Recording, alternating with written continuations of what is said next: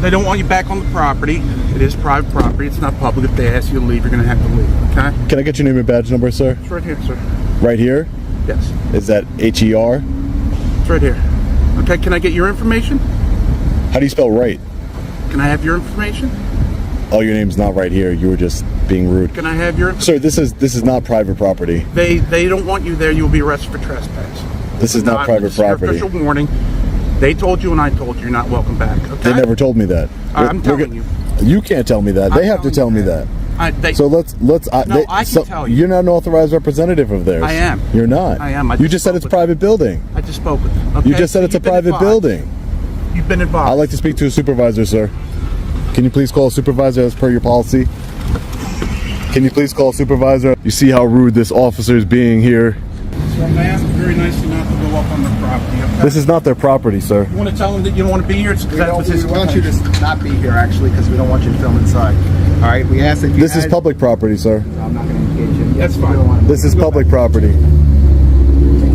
This is public property. All right? You can be on the sidewalk. I don't have a problem with that. You just can't go inside. Sir, I would like you to call a supervisor, sir. Supervisor's on his way, sir. Because you are violating my constitutional rights. You've escalated since you've got here. He's on his right. You've escalated since you've got here. Explain yourself. I explain myself to you. They don't want you on the property. You said this was private property. They don't want you on. If they don't want you on the property, you cannot be on the property. Okay? So why am I not allowed? Why am I not allowed on the property, sir? Supervisor's on his way. Can you clarify why am I not allowed? Supervisor's on his way. If you don't want to talk to me, then supervisor. Sir, I'm asking you. I am talking to you. Why? You're not explaining to me why. You're causing a disturbance, and it's their right. It's their right to refuse services Correct. to me. As a public agency, it's their right? Correct. So you can trespass me from the police department? Correct. No, you cannot, sir. Yes. You cannot trespass me from the police department. Go back on the property. I'm explaining. I'm talking about the police department. If I went to the police department, would you trespass me? I'm explaining to you. If we ask you to leave, It's public property. Yes. It's public property, sir. It's funded by the. It's funded by the taxpayers. What don't you understand about that, sir? Engage with me. I'm trying to have a civil conversation with you. I'm trying to have a civil conversation with you because your name right here is going to be on the federal lawsuit, sir. Okay. There is no lawsuit. There is a lawsuit, sir. Because you're violating my constitutional rights, sir. What law have I broken? I've already explained to you. What law have I broken, sir? They don't. Nothing yet. They don't want you on the property. So they could just tell anybody they want that they don't want in you our on publicly the on our publicly funded property. This is taxpayer funded agency here, sir. You on the property. They've asked you to leave, and now you're not welcome there. So if I needed services, I couldn't go get services. You would have to go to another place, another licensing center. So I'm permanently banned from this property. Yes. They do not want you out here.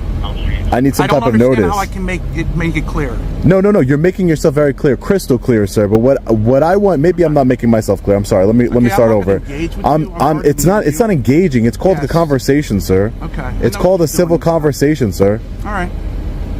Supervisor. There is nothing. I didn't break any laws. Supervisor's on his way. Sir, I didn't break any laws. You don't know how I conducted myself inside. Hey, Sergeant, how are you? Be Corporal. What's going on, sir? Corporal, are you a supervisor? I am. So, can I get your name and badge number first, sir? Sure. My name is Corporal Hoover. Badge number is 232 right here on my shirt. Okay, thank you, sir. So what's going on today? So I went in to use the purposes of the Driver's License Bureau. I was there to investigate a story that I was working on. Okay. And they said that they didn't allow recording inside of the public lobby there. Okay. And they denied services to everybody. So while they denied services to everybody, I didn't want the people to have their services denied to them. So I stepped out for a few minutes, actually a while, waiting for you guys to come here. Okay. And alright guys, buckle up. This one starts hot. A man calmly questions an officer's authority on what he insists is public property. But the cop keeps pushing that it's private ground. You can already feel the tension building as rights and power clash in real time. What starts as a simple question, is this private property, turns into a test of patience, authority, and the First Amendment. This officer here, right here, you said your name was, sir? So I just wanted you to identify yourself properly and professionally, sir. But sir, I just wanted you to identify. So this officer right here came up to my vehicle and he said that I couldn't hear him actually, so I got out of the vehicle. He attempted to drive away from me, almost hitting me with his vehicle. So I'm going to be filing a complaint against him for that. Okay. But I have no officer right here saying that I can't access the building. You are correct. If they have denied you any entry when you're filming, then you have no entry, no right of entry into the building. That's something you need to take up with the state government, because it's a PennDOT state building, not a Norristown building. But you would arrest me if I went inside, right? For trespassing, yes, we would have to. Right, but you just said it was a state building. Correct. So you would enforce the state's policies? We would enforce the state laws, yes. As a representative of the property here, if they ban you from the property, right, that would constitute defiant trespass if you were to go back in. There are 2 levels of defiant trespass. One is a summary citation, the equivalent of a traffic ticket. The second would be a custodial arrest, where you would be taken, fingerprinted, processed, the whole 9 yards. Okay.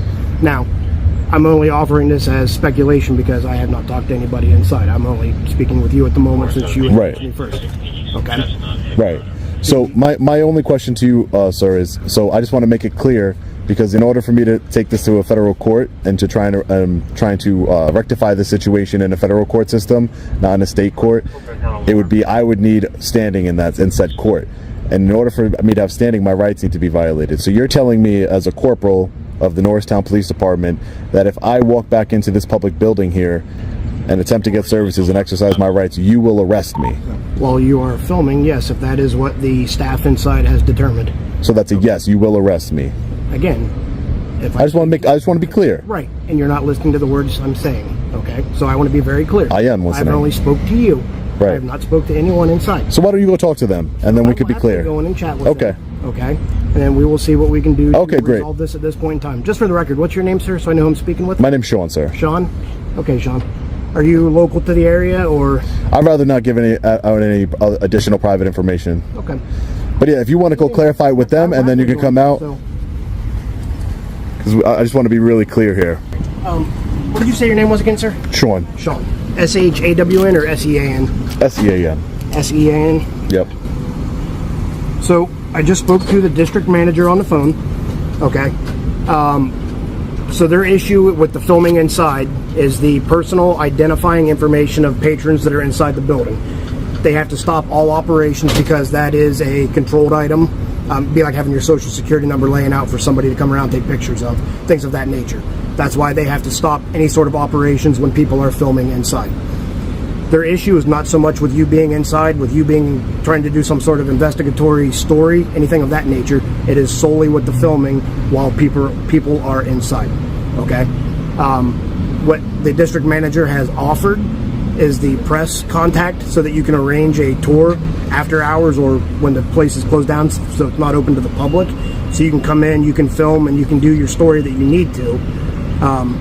And as far as it goes in here for filming inside, you're able to go inside, you're just not able to film. I mean, does that make sense to you? Well, what law would I be breaking if I'm able to go inside but I just can't film inside? What law is that? Because you just said I'm able to go inside. Right, without filming. Without filming. So again, that's what I'm saying. What law would I be breaking if I went inside while filming? You would be falling into defiant trespass at this point again, like I said earlier, all right? Because there's conditions attached to using the property in this So case. it's a conditional trespass. It would be defiant trespass. There's not really a conditional trespass. Yeah, it doesn't make sense. That's what I'm saying. It doesn't necessarily have to make sense. You can't put conditions on a trespass, sir. Okay. So again, sir, I've explained this to you. If you would like the contact, I will happily provide it to you. I'll take whatever contact information you have, but just to be clear, if I went in there exercising my rights of recording in a publicly accessible area, you would arrest me. At this point, you would be issued a citation. Yes, I don't have much option in this matter because we've discussed it, and with them, as long as we're clear. Now, I just ask you another question. What's your other question? Here's where things get serious. The officer doubles down, threatening trespass while refusing to explain the actual law behind it. The man stays calm but sharp, exposing how little the officer understands about public access and taxpayer-funded spaces. You can sense the frustration as he demands accountability, a moment that perfectly captures how authority sometimes folds when pressed for logic. This is my last question. If I went in there and I was praying, or if I was...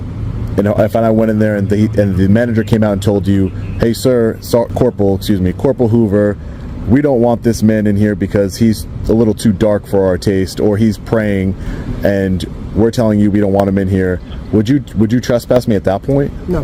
Why not? Because you praying or you having a certain color of skin does not affect the personal identifying information of the other patrons inside. Neither does me recording. Your recording does. If I can record it, I can see it. Right. And write it down, right? Could I not just look at it and write it down? So if you were taking notes in there while you were walking around without a camera, I would presume they would have an issue with that as well. Oh, you think so? Oh, well, I'll try that. I would presume so. I'll try that. I don't work for PennDOT. I don't know. I just wanted to see where does it stop? You know, where if because according to you, I mean, you made it seem, and your officer right here behind you said that no matter what, if they don't want you there, you've explained a little bit better, but he said no matter what, if they don't want you there. So that's why I wanted to ask you if it was a color issue or if it was so you're protecting people's privacy in public. There are protected rights. So inside of there is not necessarily public, especially behind the counter where the information is. Of course, yeah, nobody would go behind the counter. That would be ridiculous. But standing next to the counter and looking down, filming on it. Right, nobody was doing that either. Not accusing you of it. I know. I'm just telling you what happened. That's fine. Again, just telling you what happened, and that's fine. Listen, you were inside. You were roaming around. I know you don't care that any federal lawsuits. You don't care. You have qualified immunity. I get that, but the people of Norristown are the ones that are gonna have to foot the bill, and it's something that they should be concerned about. But so yeah, I have my standing in federal court. Now the supervisor arrives and the energy shifts instantly. The man explains he was simply working on a story inside a public facility when an officer nearly hit him with a vehicle. It's a sharp turn from confrontation to formal escalation. Every word feels like a setup for something bigger. A citizen refusing to back down while calmly building the foundation of a complaint on record. As the corporal steps in, clarity begins to emerge, but so does contradiction. He admits it's a state-owned building yet warns the man that returning could lead to arrest. You can hear the confusion between public property and private enforcement. The tension here isn't about attitude anymore, it's about the blurry line between what's lawful and what's simply convenient for enforcement.